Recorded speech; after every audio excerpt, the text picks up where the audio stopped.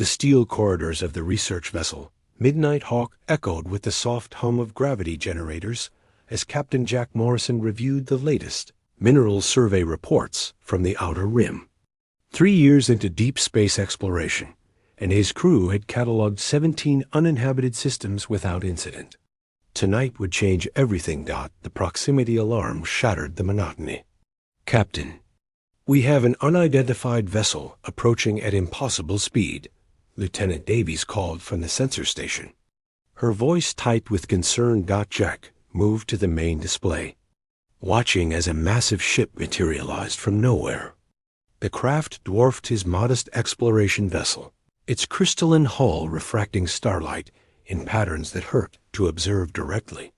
No propulsion signatures, no heat bloom. It simply existed where empty space had been moments before. "Hail them," Jack ordered, though his gut told him this encounter would not follow standard first contact protocols. The view screen flickered, and Jack found himself staring at a being that redefined his understanding of beauty and terror. She stood nearly 7 feet tall, her skin a luminous violet that seemed to generate its own soft glow. 4 eyes, arranged in an elegant arc across her face, studied him with predatory intelligence. A crown of what appeared to be living crystal grew from her skull, pulsing with inner light. Her form was undeniably feminine, though alien proportions and flowing robes made from some impossible fabric that moved like liquid metal. "I am Empress Vala of the Corvian Expanse," she said. Her voice transmitted directly into his mind rather than through speakers.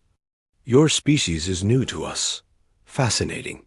Primitive, yet you venture into the void with such confidence." Jack straightened in his command chair. "Captain Jack Morrison of Earth's Exploration Fleet. We come in peace, seeking knowledge and mutual understanding between civilizations." Vala's expression shifted into something that might have been amusement. "Peace? How quaint. I did not achieve dominion over 47 star systems through peace, Captain. I collected them like specimens, each one catalogued and studied." The lights on the Midnight Hawk flickered. Jack felt a strange pressure in his skull, as if invisible fingers were sorting through his memories. "You will do," Vala announced. "Your genetic structure is unlike anything in my collection. I require a sample. You will accompany me to my vessel for examination." "Respectfully, Empress, I must decline," Jack said, signaling Davies to ready defensive systems. Not that their weapons would likely penetrate that crystalline hull, but protocol demanded the gesture. Vala laughed, and the sound carried harmonics that made reality ripple. "You misunderstand. This was not a request. The teleportation happened instantly." One moment Jack sat in his command chair, the next he stood in a chamber that defied Euclidean geometry. Walls curved in directions that should not exist, covered in script that seemed to rewrite itself as he watched. The air tasted of copper and distant thunder. Vala circled him like a scientist examining a curious insect. "Your physiology is adequate. Bipedal, bilateral symmetry, carbon-based. Nothing exceptional, yet your neural patterns show remarkable adaptability. Your species conquered your homeworld through persistence rather than natural superiority. Interesting. Look, Your Majesty, I appreciate the academic interest, but kidnapping is generally frowned upon in most civilizations," Jack said, fighting to keep his voice steady. "Perhaps we could arrange a proper exchange program through diplomatic channels." "Diplomacy is for those who lack power," Vala replied, extending a hand toward him. Her fingers ended in something between claws and crystalline structures. "I take what interests me. Your species will be noted in my archives, and you will provide the necessary data." Jack stepped backward, bumping into a wall that had not been there a moment before. "I don't suppose telling you that humans have a stubborn streak would change your mind." "Stubborn," Vala repeated, tasting the word. "Show me." What happened next would be debated in xenopsychology journals for decades. Jack did not fight, did not plead, did not attempt escape. Instead, he sat down on the impossible floor and began describing Earth. Not the strategic data or technological specifications Vala could extract from his mind anyway, but the small things. The smell of rain on summer pavement, the taste of his grandmother's apple pie, the sound of ocean waves at midnight, the feeling of grass between bare toes. He spoke of humanity's art, music, literature, the way civilizations rose and fell over ideas rather than resources, the stubborn human insistence on finding meaning in a universe that offered none, the peculiar human habit of forming emotional bonds with nearly anything, from pets to planets to the ships that carried them between stars. Vala listened, and for the first time in 3,000 years of conquest, she felt something unfamiliar, curiosity that transcended academic interest, a hunger that data could not satisfy. Your species wastes energy on pointless emotional connections, she said, but her tone had softened. Maybe, Jack agreed. Or maybe that's what makes us strong. You conquered 47 systems. We barely left our own planet, and we brought music, stories, and hope with us. Which of us is richer? Vala sat down across from him, her crystalline crown casting rainbow patterns across the impossible walls. Explain hope. My translation matrix struggles with the concept. They talked through the night cycle, though time moved strangely in that chamber.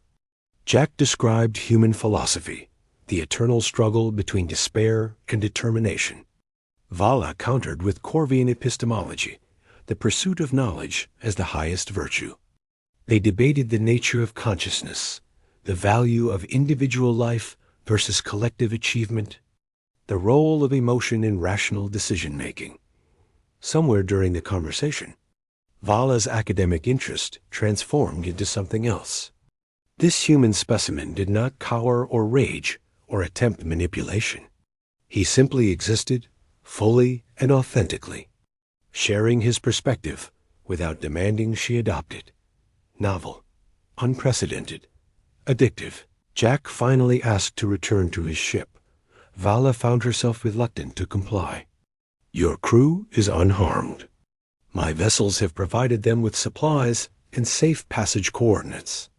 They will reach the nearest human outpost within 2 weeks. And me? Jack asked. You will stay, Vala said, and for the first time since achieving her throne, she heard uncertainty in her own voice. For further study. Jack raised an eyebrow. Further study? Or because you're lonely? The question struck like a physical blow.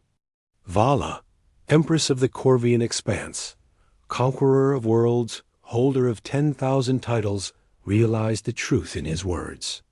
3,000 years of expansion had brought power, knowledge, achievement. It had not brought connection. Perhaps, she admitted, I have forgotten the value of conversation between equals. Then let's make a deal, Jack proposed.